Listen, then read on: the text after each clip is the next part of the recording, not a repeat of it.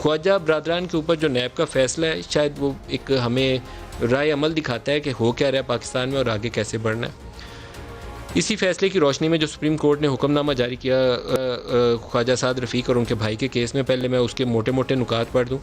خواجہ برادران کا کیس بنیادی حقوق کی پامالی اور انسانی تذلیل کی بدترین مثال ہے۔ کیس میں نیب کے طرز عمل نے قانون، انصاف، انسانی حقوق اور اخلاقیات کی دھجیاں اڑا دیں۔ اکثر یہ الزام لگتا ہے کہ نیب کو پولیٹیکل انجینئرنگ کے لیے استعمال کیا جا رہا ہے۔ یہ آج سے پہلے آصف سعید کھوسہ صاحب بھی یہ کہہ چکے ہیں۔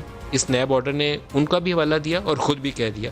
نیب کے امتیازی سلوک نے اس کے امیج کو بری طریقے سے متاثر کیا ہے۔ نیب کی ساکھ اور غیر جانبداری پر عوام کا اعتماد متزلزل ہو گیا ہے۔ نیب ایک طرف کے سیاستدانوں کے خلاف مقدمات چلاتے ہیں جبکہ دوسری طرف والوں کے اوپر ہچکچاہٹ کا اظہار کرتے ہیں۔ دوسری طرف کے سیاستدانوں کو ثبوتوں کے بغیر مہینوں اور برسوں قید رکھا جاتا ہے، جبکہ ایک طرف کو انہوں نے کہا کہ یہاں بڑے بڑے میگا کرائمز بھی موجود ہیں، فائنینشیل اسکیمز، اور ان کو ہاتھ نہیں ڈالا جاتا۔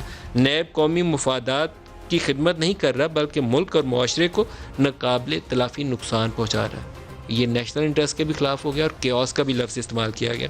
نیب کے غیر منصفانہ رویے سے ہمارے عدل و انصاف کے نظام کی بدنامی ہوئی۔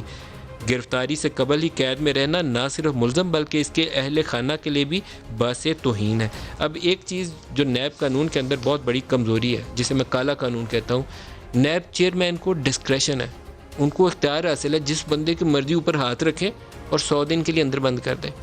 یہ ایک ایسی چیز ہے جس کو ظالمانہ یا سیاہ قانون تو ہم کہہ سکتے ہیں، اس کے علاوہ اور کچھ نہیں کہہ سکتے۔ نہ وہ 100 دن کا اختیار ہونا چاہیے، نہ انڈیویجول ڈسکریشن ہونی چاہیے، کیونکہ انڈیویجول ڈسکریشن جہاں پہ بھی آئے گی اس کا مس یوز ہوگا، ابیوز ہوگا، اور وہ ابیوز ہو رہا ہے۔ ابیوز اس لیے ہو رہا ہے کہ جس پولیٹیکل اپوننٹ کو دبانا ہو وہاں آپ استعمال کر لیں، اس کو لاگو کریں اور بندہ اندر کر لیں۔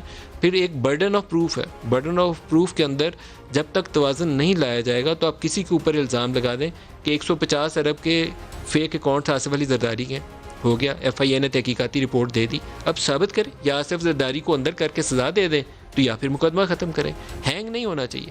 کچھ چیزیں خراب ہوں گی، زرداری نے کی ہوں گی، 150 کی نہیں ہوں گی، 50 کی ہوں گی، کیا آپ کے اندر کیپیسٹی ہے کہ اس کو ثابت کر سکتے ہیں؟ اگر نہیں کر سکتے تو پھر پوری قوم کو کیوں پھائے پہ لگایا ہوا آپ نے؟ یہ اس سوال کا کسی کو جواب دینا پڑے گا۔ بے یقینی میں پاکستان پیچھے جا رہا ہے۔ آپ سوچ رہے ہیں کہ شاید آپ جیت رہے ہیں، آپ جیت نہیں رہے، پاکستان ہار رہا ہے۔ تو آج اس کے اوپر سپریم کورٹ نے بھی جاری کیا ہے۔ سپریم کورٹ نے کہا کہ نیب کی کارکردگی پر سپریم کورٹ اس کے اوپر انہوں نے اظہار تشویش کرتے ہوئے کہ کرپشن مقدمات کے فیصلوں میں تاخیر کا ذمہ دار نیب ہے۔ نیب میں تفتیش کا معیار جانچنے کا کوئی نظام نہیں ہے۔ نقائص سے بھرپور تفتیشی رپورٹ ریفرنس میں تبدیل کر دی جاتی ہے۔ ریفرنس دائر کرنے کے بعد نیب اپنی غلطیاں سدھارنے کی کوشش کرتا ہے۔ غلطیوں سے بھرپور ریفرنس میں عدالت کو فیصلہ کرنے میں مشکلات پیش آتی ہیں۔ قانونی پہلوؤں کا تفتیشی افسران کو پتہ ہی نہیں ہوتا، عدالت کو کوئی قانونی معاونت نہیں ملتی۔ یہ آج سپریم کورٹ کہہ رہی ہے۔ تو اب نیب کے پلے کیا رہ گیا؟ یہ میری سمجھ سے باہر ہے، کچھ پلے نہیں رہ گیا۔ اب اس کو ریفارم کرنا پڑے گا۔ آپ کرپشن کے اوپر آنکھیں نہیں بند کر سکتے، نہ یہ چھوڑ سکتے ہیں کہ جس کا دل آتا ہے پاکستان کو لوٹے سوٹے اور مال کھا کے چلا جائے، لیکن آپ کو شفافیت کے ساتھ اور جو کنسسٹنٹ ہو، انٹرنیشنل لاز کے مطابق ہو، اس کے مطابق قوانین سازی کرنی پڑے گی اور کیپیسٹی بلڈنگ کرنی پڑے گی۔ جو فورینزک انویسٹیگیشن نام کی چیز نیب کے اندر موجود ہی نہیں ہے، وہ لانی پڑے گی۔ اس کی بدترین مثال شاید LNG والا کیس ہے، جہاں الزام لگا کہ شاید خاقان کو 7-8 مہینے جیل میں ڈال دیا، ابھی تک آپ کو یہی نہیں پتا کہ آپ نے اس کے اوپر چارجز کیا فریم کرنے ہیں۔ تو دیر از سم تھنگ فنڈامنٹلی رانگ جو ہمیں ٹھیک کرنے کی ضرورت ہے۔